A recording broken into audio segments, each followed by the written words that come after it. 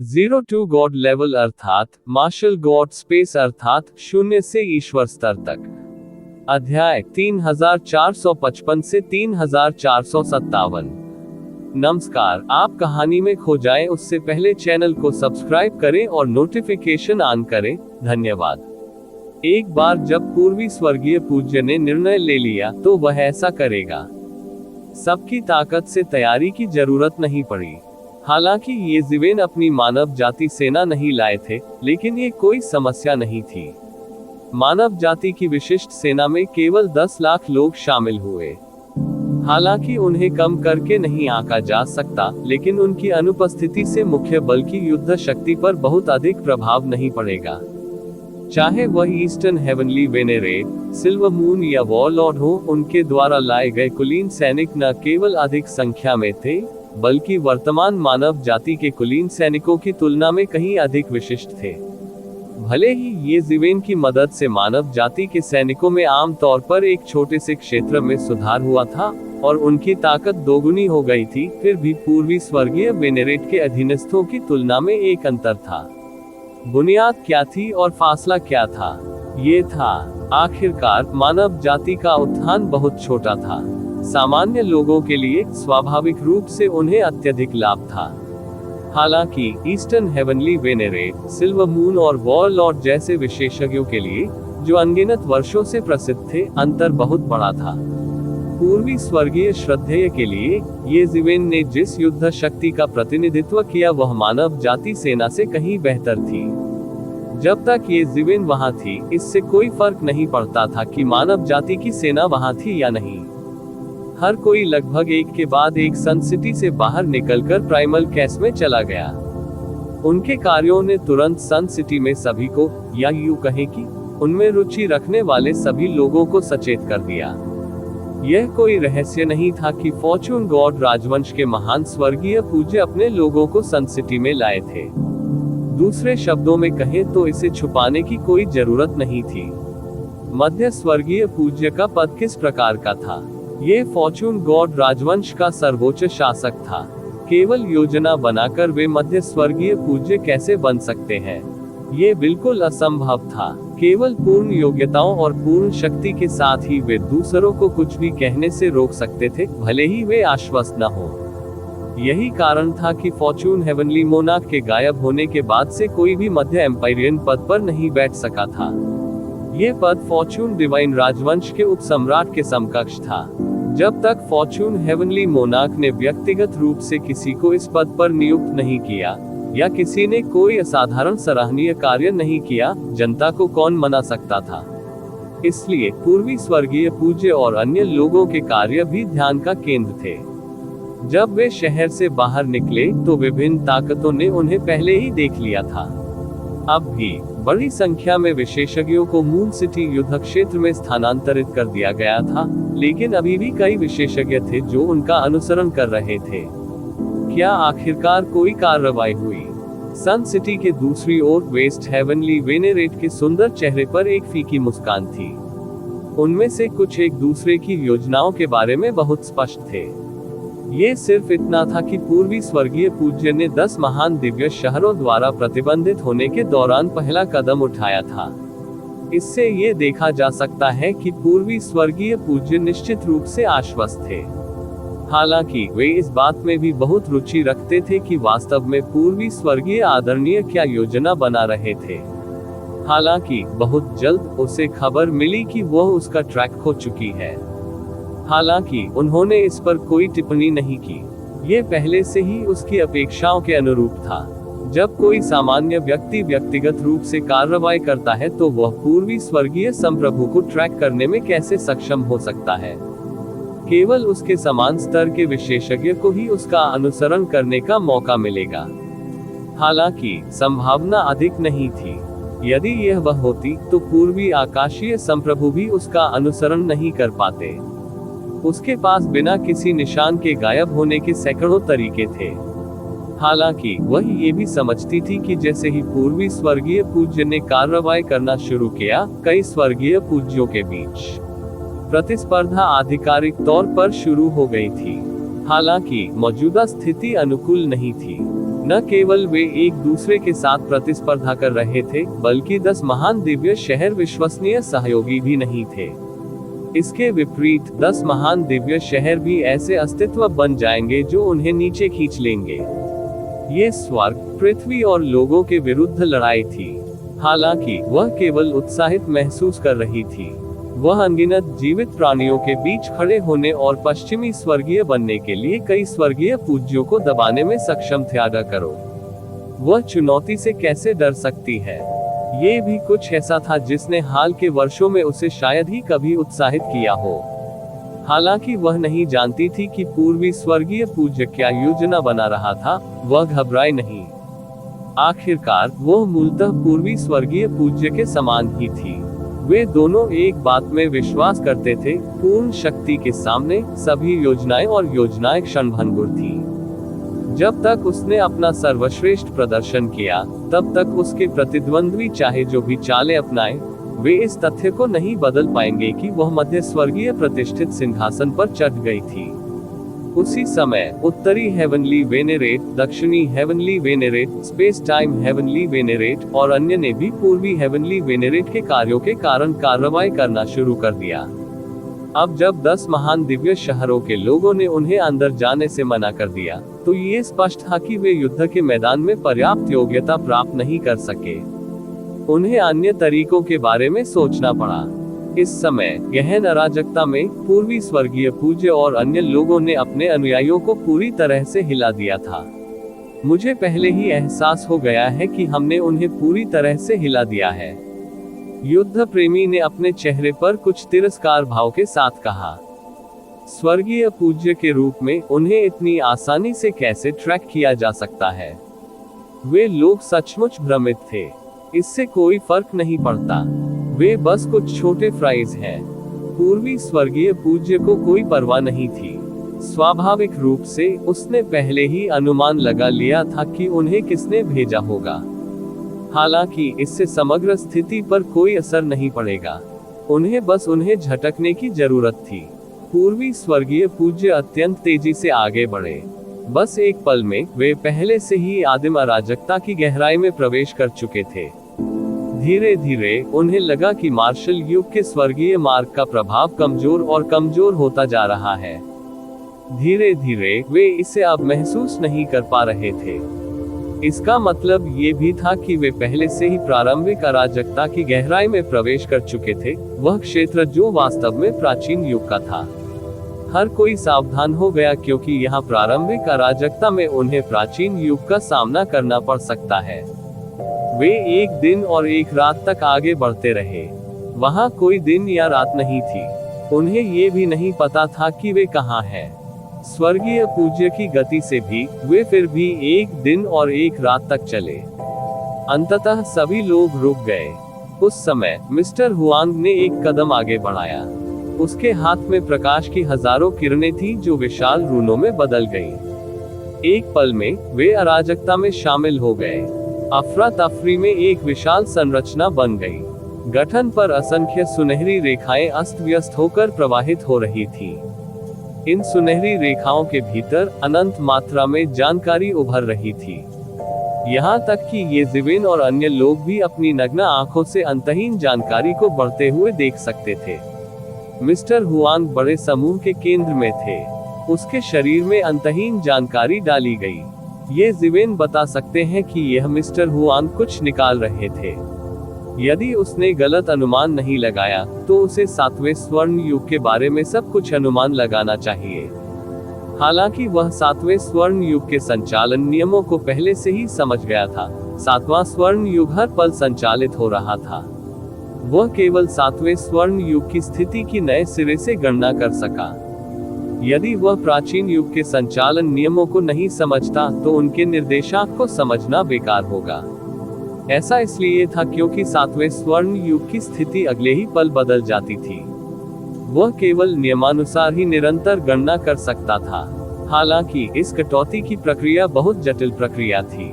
यहाँ तक कि एक स्वर्गीय पूज्य की मानसिक गणना क्षमता के साथ भी ऐसा करना कठिन था। कटौती करने के लिए उन्हें इस तरह की विशेष कटौती बड़ी सरणी का उपयोग करना पड़ा। यदि किसी युग की गति को समझ भी लिया जाए तो भी ये बहुत जटिल बात थी। थोड़ी देर के बाद मिस्टर हुआंग आखिरकार खड़े हो गए, लेकिन उनके पैरों के नीचे का बड़ा हिस्सा नष्ट नहीं हुआ। उसने अपनी आंखें खोली और कहा, मैंने पहले ही उसकी स्थिति की गणना कर ली है। चलो चले, अब चले। इतना कहने के बाद श्री हुआंग ने मोर्चा संभाला और बाकी लोगों ने भी उनका अनुसरण किया। लगभग आधे दिन तक उड़ान भरने के बाद सभी को हवा में एक और तरह की महानता का प्रसार महसूस हुआ। उन्होंने दूर से देखा और उनके सामने एक अतुलनीय विशाल संसार दिखाई दिया। इस दुनिया में महान मार्ग का संचालन उन सभी महान तरीकों से अलग था जिन्हें ये ज़िवेन और अन्य लोग जानते थे पहले। पूरी दुनिया गेंगजिन की दुनिया की तरह लग रही थी। सर्वत्र स्वर्णिम आभा थी। 7वां स्वर्ण महान विश्व, हम अंततः आ गए हैं, मिस्टर हुआंग ने सुनहरी दुनिया को देखते हुए कहा। उसकी आवाज में थोड़ी उत्तेजना थी। किसी को नहीं पता था कि इसकी वजह क्या थी। हाँ, हम अंततः आ गए हैं। सैकड़ों हजारों वर्षों की योजना बनाने के बाद हम अंततः सफल होने जा रहे हैं। पूर्वी स्वर्गीय आदरणीय अपने चेहरे पर मुस्कान दिखाने से खुद को नहीं रोक सके। आखिरकार वे सफल होने जा रहे थे। ये ज़िवेन ने अपनी स्वर्गीय आंख खोली और देखा कि 7वें स्वर्ण महान पथ ने वास्तव में इस दुनिया की हर चीज पर शासन किया है। 7वां स्वर्ण महान पथ हर जगह देखा जा सकता था। ये पूरे 7वें स्वर्ण युग की मांग भी थी। उस समय गेंगजिन युग के नष्ट होने के बाद केवल एक छोटा सा टुकड़ा बचा था। हालांकि एक युग का एक छोटा सा टुकड़ा भी उनके लिए बहुत बड़ा था। हर कोई 7वें स्वर्ण महान विश्व में भाग लेने के लिए तैयार हो जाए। पूर्वी स्वर्गीय पूज्य ने आदेश दिया और सभी ने एक के बाद एक अपनी सेनाएं जारी कर दी। हालांकि वे अचानक प्रकट हुए, आखिरकार वे सभी विशिष्ट सेनाएं थी। उन्हें पहले से ही निर्देश दिया गया था, इसलिए वे जल्दी ही स्थिर हो गए। उनमें से कुछ लोग अपने साथ जो विशिष्ट सेना लेकर आए थे उसकी संख्या लाखों में थी। उनकी प्रचंड आभा उठते समुद्र के समान थी। भले ही वे वहीं खड़े थे, उनके भीतर एक अतुलनीय भयानक आभा समाहित थी। इसकी तुलना में ईस्टर्न हेवनली वेनेरेट द्वारा लाए गए सैनिक सबसे विशिष्ट और सबसे अधिक संख्या में थे। इनकी संख्या 20 मिलियन से अधिक थी। दर्जनों संप्रभु सम्राटों के अलावा ये बल एक सुपर संप्रदाय को खत्म करने के लिए पर्याप्त था। इससे पता चला कि ईस्टर्न हेवनली वेनेरेट की नींव कितनी गहरी थी। जब करोड़ों की यह सेना प्रकट हुई तो इसने तुरंत 7वें स्वर्ण महान पथ से प्रतिक्रिया शुरू कर दी। विशेष रूप से 7वें स्वर्ण महान पथ के स्वर्गीय पथ ने तुरंत पलटवार शुरू किया। हालांकि यह अब पूरा नहीं हुआ था, फिर भी इसने मार्शल ग्रेट पाथ की सेना को बहुत दबा दिया। हालांकि पूर्वी स्वर्गीय वेनेरेट स्पष्ट रूप से तैयार थे। अचानक उसके हाथ से एक ताबीज उड़ गया। ताबीज तब तक बड़ा होता गया जब तक कि उसने एक विशाल मुहर अक्षर नहीं बना लिया। ये सील पात्र तुरंत 7वें स्वर्ण महान पथ के आकाश में उड़ गया। एक पल में 7वें स्वर्ण महान पथ के स्वर्गीय पथ का दबाव, जो मूल रूप से सभी पर एक मजबूत दबाव डालता था, अचानक बिना किसी निशान के गायब हो गया। ये स्वर्ग सील करने वाला तावीज है जिसे फॉर्चून क्रिएशन हेवनली मोनार्क ने प्राचीन युग को मिटाने के लिए परिष्कृत किया था। ये प्राचीन युग के स्वर्गीय दाव को अस्थायी रूप से सील कर सकता है और इसे हमें प्रभावित करने से रोक सकता है। दुर्भाग्य से केवल एक ही बचा है। क्या अफसोस है। प्रतिवेदन किसी भी खराब अनुवाद के बारे में हमें बताने के लिए टेक्स्ट का चयन करें और रिपोर्ट पर क्लिक करें। लेस देन पिछला सूचकांक अगला ग्रेटर देन ये स्वर्ग सील करने वाला तावीज है जिसे फॉर्चून क्रिएशन हेवनली मोनार्क ने प्राचीन युग को मिटाने के लिए परिष्कृत किया था। ये प्राचीन युग के स्वर्गीय दाव को अस्थायी रूप से सील कर सकता है और इसे हमें प्रभावित करने से रोक सकता है। दुर्भाग्य से केवल एक ही बचा है। कितने अफसोस की बात है। पूर्वी आदरणीय ने अफसोस के साथ कहा। इस बार इसका उपयोग करने के बाद ये स्वर्ग सीलिंग तावीज अपना प्रभाव खो देगा। अन्यथा हम कई और प्राचीन युगों को मिटा सकते थे और सर्वोच्च योग्यता प्राप्त कर सकते थे। पूर्वी भिक्षु के शब्द खेद से भरे हुए थे। उसके स्तर पर बहुत कम चीजें थी जो उसे एक अतुलनीय इच्छा महसूस करा सकती थी। हालांकि ये स्वर्ग सीलिंग तावीज उनमें से एक था। ये प्राचीन युग पर आक्रमण करने का एक बहुत ही महत्वपूर्ण तरीका था। ये लोग 7वें स्वर्ण युग के बाहरी लोग थे। आक्रमणकारी वायरस की तरह मानव शरीर पर आक्रमण कर रहे थे। वे स्वर्गीय दाव द्वारा मारे जाएंगे। हालांकि हेवनली दाव प्रत्यक्ष रूप से कार्य नहीं कर सकता था, फिर भी बहुत सारे अप्रत्यक्ष तरीके थे। उदाहरण के लिए, यह आकाश और पृथ्वी को उल्टा कर सकता है और अंतहीन सुनामी पैदा कर सकता है। ये 7वें स्वर्ण युग के विशेषज्ञों की ताकत को एक पल में बहुत अधिक बढ़ा सकता है। यह उनके भाग्य को भी बढ़ा सकता है और जब वे बाहरी दुश्मनों से लड़ने के लिए बाहर जाते हैं तो उन्हें दिव्य हथियार उठाने की अनुमति मिल सकती है। 7वें स्वर्ण युग को जीतने में यह उनके लिए सबसे बड़ी समस्या बन जाएगी। ये 7वें स्वर्ण युग की स्वर्गीय दाव की आत्म सुरक्षा पद्धति भी थी। स्वर्गीय दाव जितना अधिक परिपूर्ण होगा, उनका उतना ही अधिक भयानक होगा आत्मरक्षा का उपाय होगा। इस वजह से उन्हें स्वर्गीय दाव को सील करने के लिए स्वर्ग सीलिंग तावीज जैसी किसी चीज का उपयोग करना पड़ा। इस तरह 7वें स्वर्ण युग का स्वर्गीय दाव 7वें स्वर्ण युग के विशेषज्ञों को धोखा देने की अनुमति नहीं देगा। एक सामान्य व्यक्ति की तुलना धोखेबाज से कैसे की जा सकती है? ये वह विधि थी जिसका उपयोग हेवनली लॉर्ड फॉर्चून क्रिएशन ने कई सबसे बड़े पैमाने पर प्राचीन युगों को मिटाने के लिए किया था। दुर्भाग्य से उसके पास केवल एक ही बचा था, और यह हेवन सीलिंग तावीज कुछ ऐसा था जिसे प्राप्त करने के लिए ईस्टर्न लॉर्ड हेवनली लॉर्ड ने कई तरीकों का इस्तेमाल किया था। यदि वे प्राचीन युग के विशेषज्ञ फॉर्चून डिवाइन राजवंश पर आक्रमण करना चाहते थे, विशेष रूप से मून सिटी जैसे सैन्य गढ़ पर कब्जा करने के लिए, तो उनके पास स्वाभाविक रूप से मार्शल युग के स्वर्गीय दाव के एक हिस्से को धोखा देने या यहाँ तक कि सील करने के लिए इसी तरीके थे।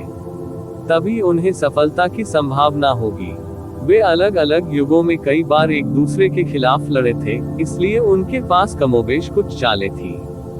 अन्यथा एक युग के स्वर्गीय मार्ग पर आक्रमण करना असंभव होगा। उस युग का केवल स्वर्गीय मार्ग ही अधिक से अधिक आक्रमणकारियों को मारने के लिए पर्याप्त था। यदि कोई व्यक्ति अपनी शक्ति से स्वर्गीय मार्ग के विरुद्ध लड़ना चाहता है, तो वह मृत्यु को स्वीकार कर रहा होगा।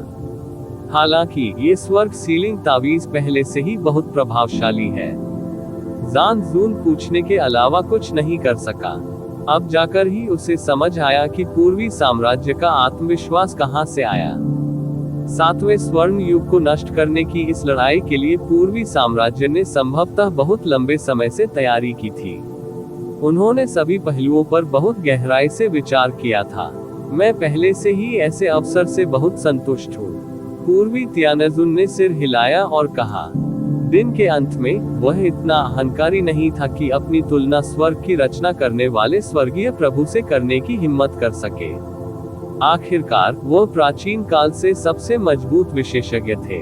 अनगिनत वर्षों तक गायब रहने के बाद भी उनकी गद्दी को कोई हिला नहीं सका। फिलहाल वह केवल मध्य साम्राज्यवादी बनना चाहता था। ठीक है, चलो ज्यादा विलाप न करें।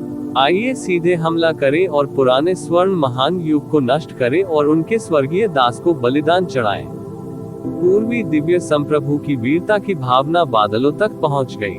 उनकी तेज और स्पष्ट चीख पूरे वृद्ध स्वर्ण महान विश्व में फैल गई। ऐसा प्रतीत होता है कि उसकी कमान के तहत सेना को भी एक आदेश प्राप्त हुआ और अंततः आगे बढ़ी। यह अतुलनीय शक्तिशाली सेना एक युद्ध मशीन की तरह उदासीन और क्रूर थी। उनकी शक्ति अत्यंत भयावह थी। लाखों सैनिक आकाश और सूर्य को धुंधला करते हुए आगे बढ़े। वे अनंत थे, लगभग काले बादलों की तरह। एक पल में उन्होंने संपूर्ण वृद्ध स्वर्ण महान विश्व को कवर कर लिया। दूर से देखने पर यह बेहद भयानक था। ये जिवेन और अन्य लोग भी पीछे पीछे चले और वृद्ध स्वर्ण महान विश्व में पहुंच गए। जब वे वृद्ध स्वर्ण महान विश्व के किनारे पहुंचे ही थे, वृद्ध स्वर्ण महान विश्व का पलटवार पहले ही आ चुका था। यद्यपि स्वर्गीय दास को सील कर दिया गया था, फिर भी वृद्ध स्वर्ण महान विश्व की बाहरी लोगों की सहज अस्वीकृति ने इसे सहज रूप से प्रतिक्रिया करने पर मजबूर कर दिया। अनगिनत गेंगजिन क्यूई जो गेंगजिन मेजर वर्ल्ड के किनारे पर तैर रहे थे, तुरंत प्रकट हुए, अनगिनत हथियारों में बदल गए। वहां गेंगजिन लंबी तलवारें, लंबी कृपाण, लंबे हल्बट, तीर और अन्य सभी प्रकार के हथियार थे। एक पल में वे पहले ही ये क्विंग्यू पर झपट पड़े थे। हालांकि स्वर्गीय दास की कमान के बिना इन हमलों ने मार्शल युग के अभिजात वर्ग और प्रसिद्ध हस्तियों के लिए कोई वास्तविक खतरा पैदा नहीं किया। उनमें से केवल कुछ को वृद्ध गोल्ड क्यूई द्वारा मार दिया गया था। उनमें से अधिकांश को अवरुद्ध कर दिया गया और वे अजेय गति से वृद्ध स्वर्ण महान विश्व में प्रवेश करते रहे। इस समय एजेड गोल्ड ग्रेट वर्ल्ड के विशेषज्ञों ने अंततः प्रतिक्रिया व्यक्त की। ऐसा लग रहा था कि उन्होंने कभी सोचा ही नहीं था कि कोई इतनी दूर तक हमला कर सकता है, इसलिए उन्होंने ज्यादा पहरा नहीं दिया। हालांकि उन्होंने बहुत जल्दी प्रतिक्रिया व्यक्त की। आखिरकार वृद्ध स्वर्ण महान विश्व पर एक बार पहले भी आक्रमण किया गया था। ये सबक सीखने के बाद उन्होंने तुरंत आपातकालीन उपाय किए। हमारे पुराने स्वर्ण महान विश्व पर आक्रमण करने का साहस कौन करता है? भीतर से एक कठोर और गरिमापूर्ण चीख निकली। इस चिल्लाहट की प्रतिक्रिया में लाखों तीरों की वर्षा हुई जो वृद्ध स्वर्ण महान विश्व पर बरसने लगे। ये मार्शल युग के शिखर विशेषज्ञ थे। स्वाभाविक रूप से वे घुड़सवारी, तीरंदाजी और युद्ध में सर्वशक्तिमान थे। उनके तीरंदाजी कौशल थे अविश्वसनीय रूप से सटीक भी। यहाँ सिर्फ एक तीर में एक पर्वत श्रृंखला को तोड़ने और पृथ्वी की एक नस को नष्ट करने की भयानक शक्ति थी।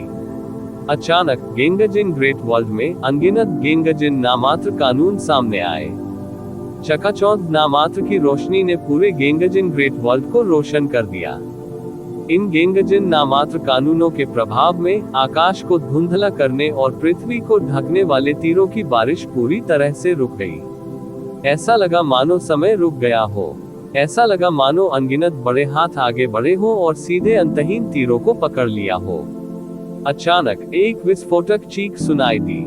असीम बाणों की वर्षा ने अचानक दिशा बदल दी और जिस दिशा से आए थे उसी दिशा में वापस उड़ गए। ऐसा लग रहा था जैसे वे मार्शल एपोच की सेना में प्रवेश करने ही वाले थे कि अचानक एक विशाल हाथ ने उन्हें पकड़ लिया और तुरंत तीरों की बारिश से कुचलकर पाउडर बना दिया। महत्वपूर्ण क्षण में पूर्वी दिव्य पूज्य ने अपनी चाल चली थी। इस समय वृद्ध स्वर्ण महान विश्व में सुनहरी रोशनी से भरी एक आकृति ऐसी लग रही थी जैसे वह सोने से बनी हो, सबके सामने प्रकट हुई। उसने ऐसी विक्षिप्त आभा बिखेरी जैसे कि वह दुनिया को नष्ट कर सकता है। इस आकृति को प्रकट होते देख मिस्टर हुआंग की आंखें तुरंत लाल हो गईं। वह तुरंत उड़ गया और बोला, वृद्ध स्वर्ण महान पूर्वज सम्राट, क्या आप अब भी मुझे याद करते हैं? तो यह आप ही हैं, गद्दार। आपने न केवल पुराने स्वर्ण युग के साथ विश्वासघात किया, बल्कि आपने यहाँ मार्शल युग के लोगों को भी लालच दिया। लानत है। वृद्ध स्वर्ण महान पूर्वज सम्राट, जो देखने में ऐसा लगता था जैसे वह सोने का बना हो, गुस्से से घूरा और अपनी दो सुनहरी भौहें ऊपर उठाई। स्पष्ट रूप से जियो चेन ने मिस्टर हुआंग को पहचान लिया। इसके अलावा वह मार्शल युग के लोगों के लिए कोई अजनबी नहीं था, क्योंकि मार्शल युग इस युग का मुख्य चरित्र था। उनकी आभा बिल्कुल स्पष्ट थी। जियो चेन उन्हें कैसे नहीं पहचान सका? ज्यादा सोचे बिना उसने पहले ही अनुमान लगा लिया कि क्या हो रहा है। ऐसा इसलिए था क्योंकि मिस्टर हुआंग ने ऐसा नेतृत्व किया था कि मार्शल युग के विशेषज्ञों को लालच दिया गया था। हालांकि यह एक अंदरूनी सूत्र के नेतृत्व के कारण भी था कि वे इतनी आसानी से वृद्ध स्वर्ण युग का पता लगा सके। जैसा कि कहा जाता है, एक चींटी का घोंसला 1000 मील के बांध को नष्ट कर सकता है। भीतर के चोर से दिन रात पहरा देना कठिन है। ये सोचकर उसके हृदय में क्रोध उफनते समुद्र की भांति उमड़ पड़ा। ये जिवेन ने थोड़ा सिर हिलाया। उन्होंने लंबे समय से अनुमान लगाया था कि यह मिस्टर हुआंग प्राचीन युग का कोई व्यक्ति हो सकता है। हालांकि उन्होंने यह नहीं सोचा था कि यह मिस्टर हुआंग वास्तव में 7वें स्वर्ण युग के स्वर्गीय मास्टर होंगे। उसे 7वें स्वर्ण युग से कितनी नफरत थी कि वह अपने युग को नष्ट करने के लिए स्वयं लोगों को लाएगा। वृद्ध स्वर्ण युग के दिव्य पूज्य के रूप में वृद्ध स्वर्ण युग के विनाश का उन पर बहुत बड़ा प्रभाव पड़ा होगा। क्या कोई छिपा हुआ कारण हो सकता है? अरे गद्दार, मिस्टर हुआंग ने थोड़ा व्यंग्य किया। उत्तम धातु पूर्वज सम्राट, ये वास्तव में हास्यास्पद है। जब आप ये कहते हैं तो क्या आपको दोषी महसूस नहीं होता? आपने जानबूझकर मुझे जाने के लिए मजबूर किया। आपको पता होना चाहिए था कि ये दिन आएगा। विजेता सब कुछ ले लेता है। आपको और क्या कहना है? ललित धातु के पूर्वज सम्राट ने दृढ़ता पूर्वक कहा, मानो उसका पश्चाताप करने का कोई इरादा ही न हो। हा, क्या अच्छा है, विजेता सब कुछ ले लेता है। अगर ऐसा है तो इसे भूल जाओ। तुम्हें अपनी भूख बढ़ाने के लिए शैतान युग के हैप्पी डेमन लॉर्ड को उपहार के रूप में छोटी कनिष्ठ बहन नहीं भेजनी चाहिए थी। मैं वृद्ध स्वर्ण युग को छोड़ने को तैयार हूँ और दोबारा कभी भी वृद्ध स्वर्ण युग में कदम नहीं रखने की कसम खाई है। मेरा एकमात्र अनुरोध ये था कि आप उसकी अच्छी देखभाल करें। अंत में आपने क्या किया? मिस्टर हुआंग क्रूर लग रहे थे और लगभग पागल हो गए थे। आपने पहले बहुत अच्छा वादा किया था, लेकिन वास्तव में क्या आपके पास अभी भी मुझे दोषी ठहराने का चेहरा है? ये जिवेन और अन्य लोग हंगामा कर रहे थे। उन्हें उम्मीद नहीं थी कि ऐसी कोई छुपी हुई कहानी होगी, खासकर जब पिछली बार 5 एलिमेंट्स एपोच एलायंस पर डेविल एपोच द्वारा हमला किया गया था। लेकिन अंत में ये बच गया और तावीज युग की तरह नष्ट नहीं हुआ। तो इसके पीछे एक ऐसी कहानी थी। तो ये हैप्पी डेमन वेनेरेट है। वह आदमी कुख्यात है। मैंने भी उसके बारे में सुना है। हालांकि वह शैतान युग के सबसे मजबूत लोगों में से एक है, लेकिन वह एक घृणित व्यक्ति है। सिल्वर मून ने एडमेंटाइन पूर्वज सम्राट की ओर तिरस्कार की दृष्टि से देखते हुए कहा, आप क्या समझते हैं? ये सब पुराने स्वर्ण युग के अस्तित्व के लिए है। अब हम कितने कमजोर हैं। अगला महान सर्वनाश हमारे नष्ट होने का समय हो सकता है। तुम तो ऐसे ही चले गए। क्या आप जानते हैं कि पुराने स्वर्ण युग को बनाए रखना कितना कठिन है? ललित धातु पूर्वज सम्राट की अभिव्यक्ति अंततः थोड़ी भावुक होने लगी। छोटी कनिष्ठ बहन भी उसके दिल में एक शाश्वत दर्द थी। वृद्ध स्वर्ण युग को जीवित रखने के लिए आपने छोटी कनिष्ठ बहन को दूर भेज दिया।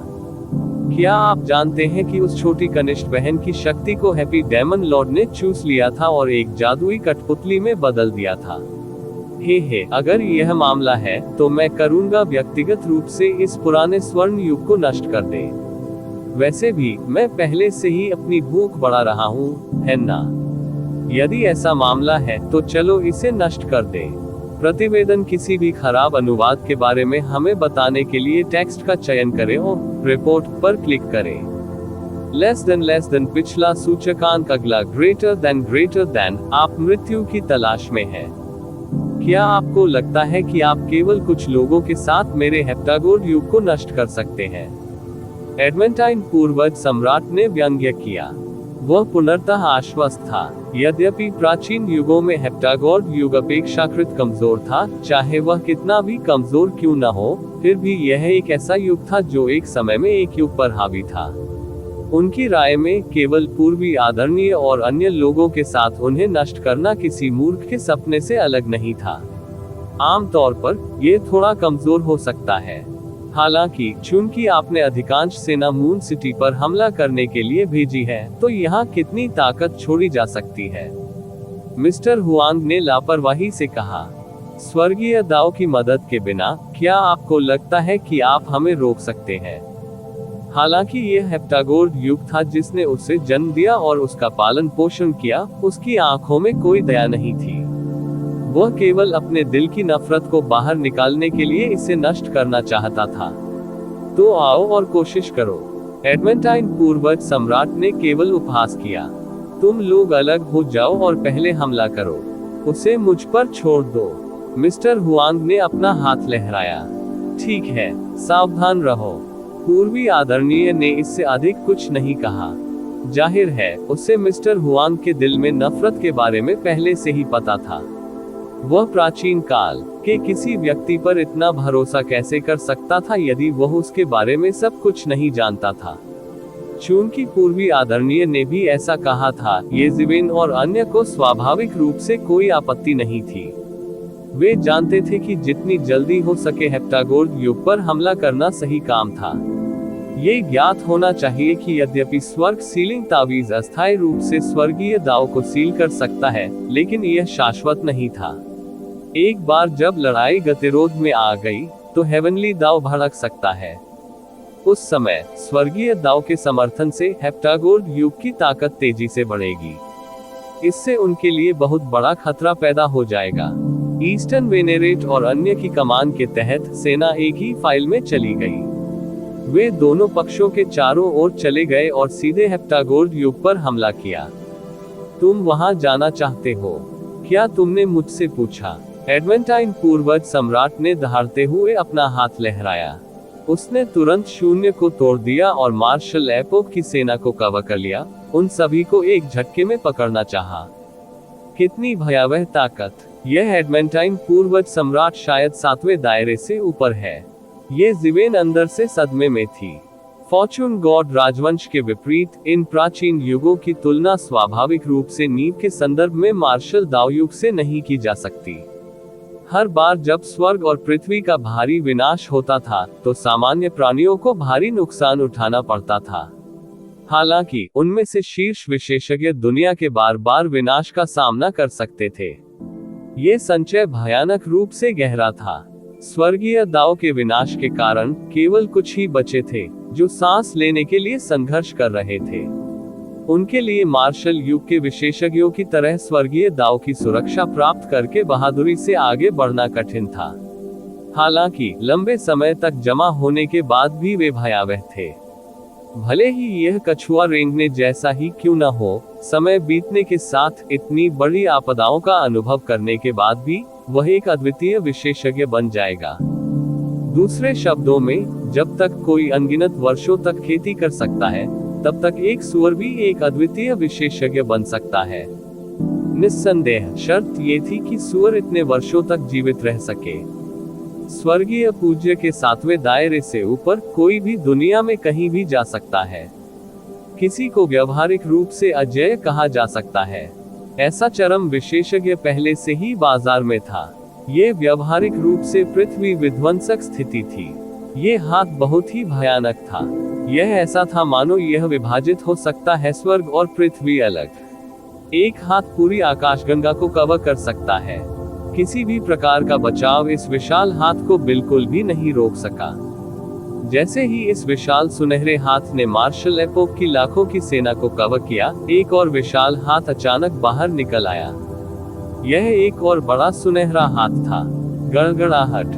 दो विशाल हाथों ने एक साथ जमकर तालियां बजाईं, और एडवेंटाइन पूर्वज सम्राट द्वारा बनाया गया विशाल हाथ तुरंत पाउडर में बदल गया।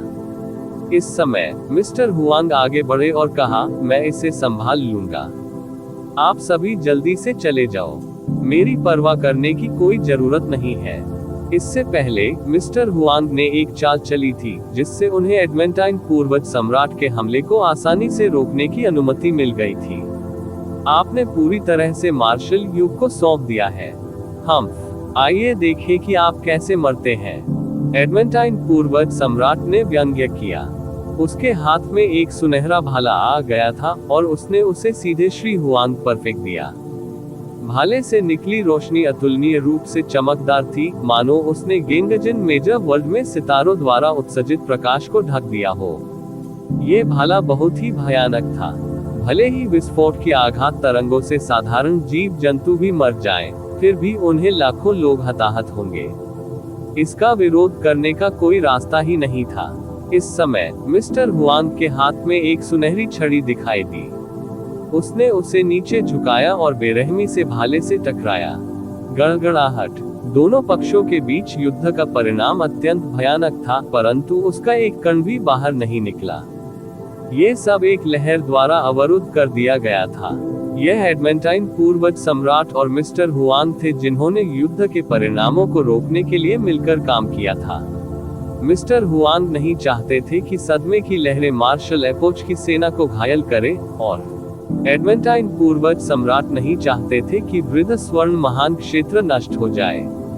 उन दोनों ने सचेत रूप से भूकंप तरंगों को नियंत्रित करना शुरू कर दिया, जिससे एक भयानक तूफान फूटने से बच गया। ठीक इसी समय असीम मार्शल युग की सेना ने हेप्टागोन महान क्षेत्र में आक्रमण किया। हालांकि एडमेंटाइन पूर्वज सम्राट सबसे पहले उठे और उन्हें रोकने के लिए एक कदम उठाया, जिससे उन्हें केवल थोड़े समय के लिए विलंबित किया गया। एजेड गोल्ड ग्रेट रियलम की सेना के लिए खुद को पूरी तरह से संगठित करने के लिए यह पर्याप्त नहीं था। वे अक्सर स्वयं को संगठित करते थे और मार्शल एपोच की सेना को रोकने की कोशिश करते हुए आकाश में उड़ जाते थे। हालांकि वे एक पल में हार गए। मार्शल एपोच की सेना के सामने, जिसके पास पूरी ताकत थी, एजेड गोल्ड ग्रेट रियलम की सेना का कोई मुकाबला ही नहीं था। वे उन्हें रोक नहीं सके और कुछ ही समय में उनका सफाया हो गया। एजेड गोल्ड ग्रेट रियलम के स्वर्गीय दाव की मदद के बिना एजेड गोल्ड ग्रेट रियलम की सेना मार्शल एपोच की सेना से मुकाबला नहीं कर सकती थी, जो बहुत कमजोर थी। इसके अलावा पूर्वी स्वर्गीय पूज्य और अन्य स्वर्गीय पूज्यों ने बारी बारी से वृद्ध स्वर्ण महान क्षेत्र की सेना को कुचल दिया। इसलिए मार्शल एपोच की सेना व्यावहारिक रूप से आगे बढ़ी, अपने रास्ते में आने वाली हर चीज को साफ करते हुए। कहीं कोई रुकावट नहीं थी। ऐसा इसलिए था क्योंकि वे अंत में वृद्ध स्वर्ण महान क्षेत्र का बलिदान देने जा रहे थे। इसलिए वे पीछे नहीं हटे। ऐसा नहीं था जब वे फॉर्चून डिवाइन राजवंश में लड़े थे, जहां उन्हें शिष्टाचार पर ध्यान देना था। यहाँ उन्होंने सभी को मार डाला। इससे कोई फर्क नहीं पड़ता कि वह किस प्रकार का जीव था, वह मारा जाएगा, जीवित रहने में असमर्थ होगा।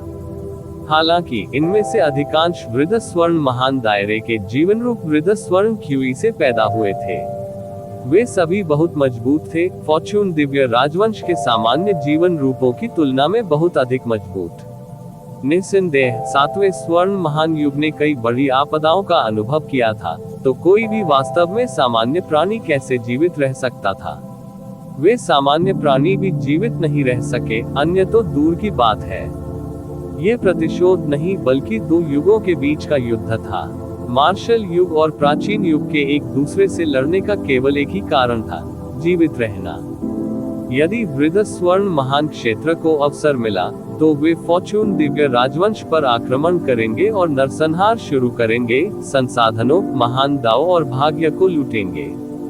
इससे उन्हें अगले महान सर्वनाश में अधिक आसानी से जीवित रहने की अनुमति मिल जाएगी। मार्शल युग भी इन प्राचीन युगों को तोड़ना चाहता था और मार्शल युग के जीवन काल को बढ़ाने के लिए उन्हें स्वर्ग में बलिदान करना चाहता था। मार्शल युग के जीवन रूपों के रूप में, मार्शल युग जितना अधिक समय तक अस्तित्व में रहेगा, उन्हें उतना ही अधिक लाभ होगा प्राप्त करना। वे मजबूत हो जाएंगे और वास्तव में शाश्वत जीवन के महान दाव तक पहुंचने की अधिक संभावना होगी। इसका प्रतिशोध से कोई लेना देना नहीं था, ये सिर्फ जीवित रहने के लिए था। इस तरह के नरसंहार ने अंततः वृद्ध स्वर्ण महान क्षेत्र के एक और स्वर्गीय सम्मानित पूर्वज को चौंका दिया। उसने तुरंत हमला किया और देखा कि मार्शल युग के लोग सभी का नरसंहार कर रहे थे। वह इस दृश्य को घूरे बिना नहीं रह सका। उसे ऐसा महसूस हुआ जैसे उसकी क्यूई और रक्त पीछे की ओर बह रहा हो। इस पूर्वज ने दहाड़ लगाए और हजारों मार्शल युग के कुलीनों को सीधे मार डाला। फिर उसने बेशर्मी से मार्शल एपोच की सेना पर हमला कर दिया। मुझे ठीक इसी समय स्वर्गीय पूजनीय सिल्वर मून ने अचानक गर्जना की और आक्रमण किया, वृद्ध स्वर्ण महान क्षेत्र के इस स्वर्गीय पूजनीय पूर्वज से टकराते हुए उसे एक पल में रोक दिया। दोनों पक्षों के बीच लड़ाई तुरंत शुरू हो गई, जो एजेड गोल्ड ग्रेट रियलम की तारों वाली नदी की गहराई तक पहुंच गई। असीमित तारे एक पल में बिखर गए, ऐसे लग रहे थे जैसे वे स्वर्ग और पृथ्वी को विभाजित कर रहे हो। दोनों पक्षों ने तुरंत अपनी अकल्पनीय गुप्त तकनीकों को अंजाम दिया। हालांकि एजेड गोल्ड ग्रेट दाव बहुत पहले ही प्रकट हो गया था, लेकिन इसके अपने उत्कृष्ट पहलू थे और यह बहुत अविश्वसनीय था। दूसरी ओर हेवनली वेनेरेट सिल्वर मून कोई पुशोवर नहीं था। उसने अपने हाथ में एक चांदी का चांद पकड़ रखा था, जो उसके रास्ते में आने वाली हर चीज को चकनाचूर कर रहा था। उसे कोई रोक नहीं सकता था। दोनों पक्ष बिल्कुल समान रूप से मेल खाते थे, जैसे एक सामान्य बैठक एक प्रतिभाशाली जनरल की होती है। वे तुरंत एक दूसरे से लड़ने लगे और उन्हें अलग करना मुश्किल हो गया। आओ आगे बढ़ें। पूर्वी स्वर्गीय पूज्य ने आदेश देना जारी रखने से पहले केवल स्वर्गीय पूज्य सिल्वर मून और उस प्राचीन स्वर्गीय पूज्य के बीच युद्ध के मैदान पर नजर डाली। ऐसा दृश्य उन्हें द्रवित करने के लिए पर्याप्त नहीं था। ऐसा इसलिए था क्योंकि वे एक युगांतकारी युद्ध लड़ रहे थे। एक युगांतकारी युद्ध से पहले राष्ट्रों और नस्लों का विनाश सिर्फ बच्चों का खेल था। उसके पास बर्बाद करने के लिए ज्यादा समय नहीं था, क्योंकि स्वर्ग सीलिंग तावीज पुराने सोने के महान दाव को हमेशा के लिए सील नहीं कर सका। पूर्वी स्वर्गीय पूज्य ने आदेश दिया और सेना ने वृद्ध स्वर्ण महान क्षेत्र की गहराइयों में जाना जारी रखा। ये जिवेन और वॉ वेनेरेट दो तीरंदाजों की तरह थे, जो हर चीज को खत्म करने की भारी जिम्मेदारी निभा रहे थे।